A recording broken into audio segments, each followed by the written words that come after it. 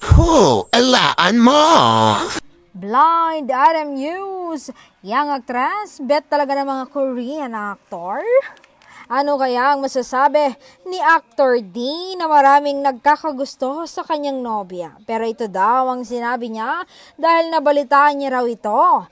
Pasensya na ha, dahil sa akin na siya. Hanggang tingin na lang sila. Na naging dahilan na nagsigawan ang mga marites na mukhang Don Bell fans rin. At ang nakakakilig pa ay pinalista nga raw ng aktor sa marites kung sino-sino nga ba ang mga nagkakagusto sa kanyang nobya.